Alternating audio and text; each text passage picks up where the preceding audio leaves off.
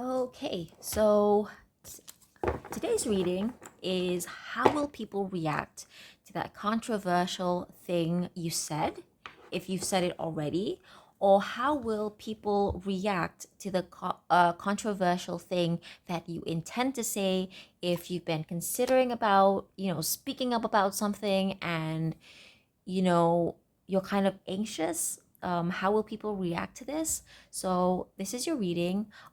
Let me just pause the video so I can have a drink. And I'm back. So I'm filming this while the sun and moon and Mercury are in Leo. I don't know. I personally lack a lot of fire in my chart, so um, I kind of try to get as much done as possible when there's a stellium in a fire sign, or if there's a fire moon. I kind of try to indulge in the go-getter energy, because I'm not much of a go-getter naturally. I only have one, I think. I have one placement in Sagittarius in the 7th house, and that's just about it.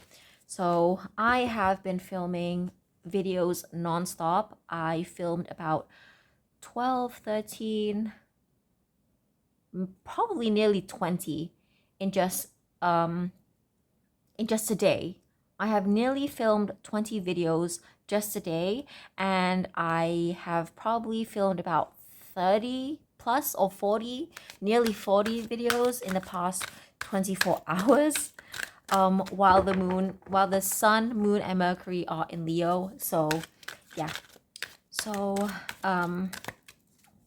how will people feel about that controversial thing that you intend to say, or that controversial opinion that you already just said? Okay, so there's that.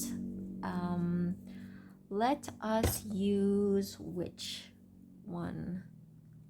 Let's use this. This deck is so cute, and the reason why I'm using this deck is because I actually got in trouble for using this deck because it contains a lot of nudity. So what better deck to use to do a reading on controversial opinions and how people would react to your controversial opinion, your unpopular opinion. How would they react? And okay, bottom of the deck is the Four of Chalices. So I feel like a lot of you coming to this reading are just really worried about people who won't even care. And I mean that in the most loving way possible, okay?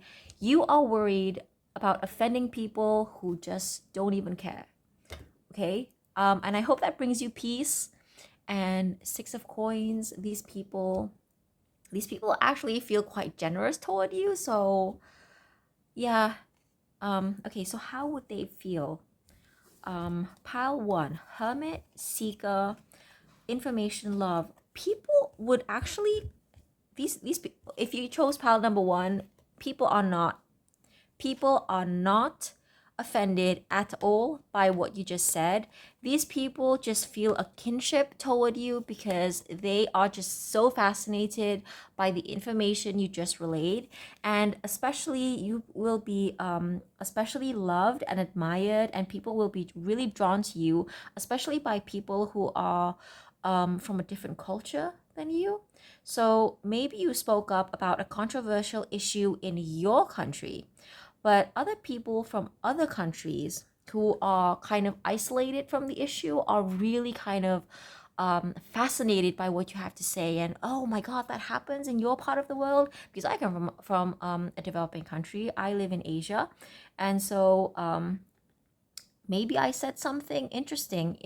Maybe I just offhandedly said something that would be considered offensive in my country. It's a no-no, it's a no-go topic of conversation. It's too controversial. People just don't have the guts to talk about it. And yet when I say it, people are like, really? That happens in your country? So people will actually love you a lot for what you just said. They're actually curious and really intrigued. So You have nothing to worry about. If you chose pile number 2, servant, mystic, devil, again, these people are not offended. They're actually the people who listen. Okay, you might have said something really esoteric. You might spoken up about a class issue, classism. You could speak up about working class rights. You could speak up about privilege.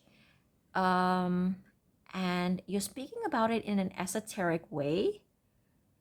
And people are just obsessed in the way you talk about it. And people are just, there's a lot of intrigue in what you say, because it's probably something about your discussion is probably really glamorous to some people. So yeah, they find it really kind of exotic. They're obsessed. They want to learn more. They want to learn more. They're really curious about this, and they love you. Okay, so if you're worried about offending people, you did not offend anybody. If you chose pile 2, pile 3, bully, rescuer. Okay, these people might think that you came on a little too strong, especially if you were pushing for a social justice issue. Rather than people being offended by the fact that you brought this up, people might actually think that you have a hero complex. You sit on a high horse because this is a 6 of Wands. It's about ego. They might accuse you of performative activism. You might make some men really defensive. Yeah. Yeah, definitely they feel like you came on a little too strong. You might have, okay, if you said something negative about the opposite sex, they might have found that really offensive though. If you said something about the opposite sex, but if you did, if what you said had nothing to do with the opposite sex, they just feel like, oh, you've got a savior complex. And I hate to say this because I'm not white, so I probably this is probably going to be offensive to some people, but I'm Asian. Actually, so I'm from Southeast Asia, and a white savior complex. If you're white, some people might actually be accusing you of having a white savior complex. So there's that. So pile number 1 and 2, no, people find you quite endearing if you chose pile 1 and 2, but pile 3, people are kind of annoyed. They think you are coming a little too strong. So if you haven't said this yet, you can soften the blow by softening your words. Actually, I'm just going to let me get some advice, oracle cards. Let's get some advice, oracle cards. Direction. This fell out. So direction, navigation, guidance, signs. Okay, this is telling you to definitely read the room. Read the room. Rhythm, read the room, and check their pulse. How is the room reacting to them? Okay, 44 and 42. Let's see. What can we get from the book? Direction. You might think that this lady has stopped for so long that the birds have built a nest in her hair, but look again to notice her mask matches theirs. She is part and parcel of them as they are of her. She uses the birds for navigation as much as she uses a compass. Okay, so what I'm getting from this is you need to read the room, and unless you are in a position to speak about whatever you're speaking, stay out of it. Okay, because I am getting white savior complex really strongly for this pile. So unless you're a part of a group, it's great to be an ally. It's wonderful to be an ally, but sometimes allyship can come off really kind of patronizing and self-serving. And trust me, I have worked in nonprofits. Before I became an actress, I worked in nonprofits, and I have been exposed to, self-serving people who do it for the wrong reasons, and I can understand how people can misunderstand you. So, yes, definitely read the room, check the pulse of the room, and adapt.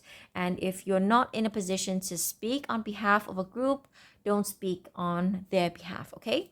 So, I hope that helped.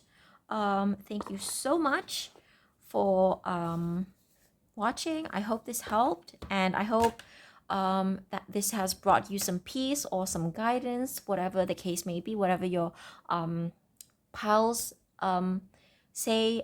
So have a great day and good luck in expressing yourself. And you should always express yourself, but sometimes you just have to be a little careful. So thank you for watching. Bye, and thanks for subscribing too.